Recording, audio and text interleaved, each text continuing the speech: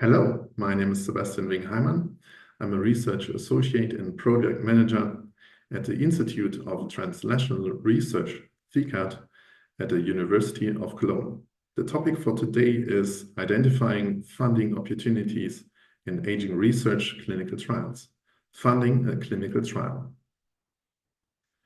These are some general information regarding funding in a clinical trial that is an investigator-initiated trial, the so-called IITs.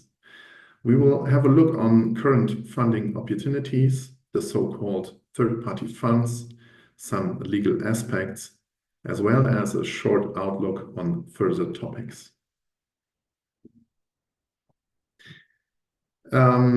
When we talk about current funding opportunities, we basically have two funding options. So on the left-hand side, you see the public funding, and on the right-hand side, the industry or private funding.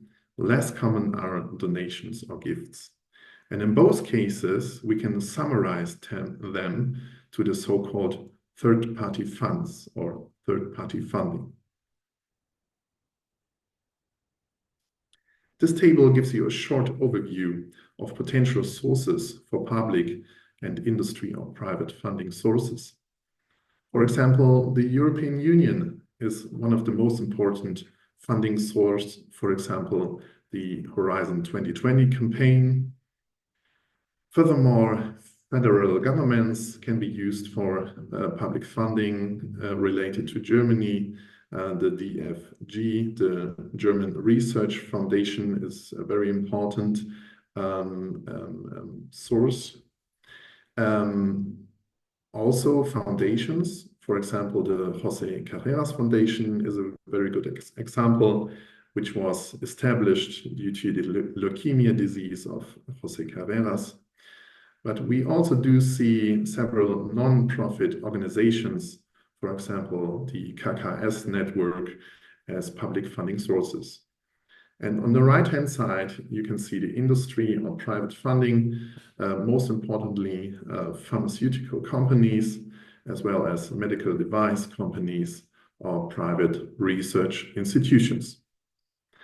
And in some cases, we can see combined funding sources by public and industry funding. Some examples are, for example, the IMI, the Innovative Medicines Initiative. In general, third-party grants should be used for research to generate new scientific findings. They should be provided to the university itself, one of its institutions, for example, the faculty or the department, or to individual scientists. Third-party grants should serve to promote and maintain research at universities. They can be used for full or partial funding of studies, and most often they are given in form of financial contributions, sometimes in kind of study equipments, for example, disposables or one-way materials or pharmaceutical products. But they can also be used for the so-called foundation professorships or scholarships for postdocs. Coming to some bullets to the public grants or public funding, they must generate benefit for the general public. The recipient of third-party funding is obliged to strictly observe the principle of economic efficacy.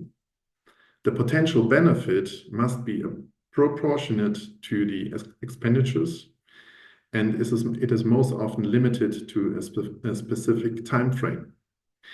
It is also most often an interdisciplinary cooperation between scientific areas. Coming to the industry or private grants, the contractual relationship is under private law. Contractual matters must be reviewed by the university, which is included in this funding. And you should be aware of potential conflicts of interest. and the scientific agenda of the trial must be of standalone value. That means that the industry is not in a driver's seat. I would also highlight that the above does not pertain to industry-sponsored trials where the payment is given via case fees or investigator fees.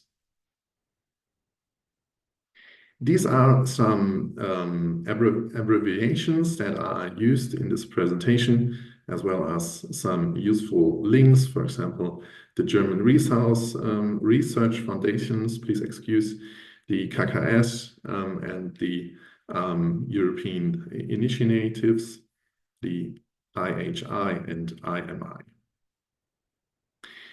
So coming to my last slide with a short outlook regarding the next module.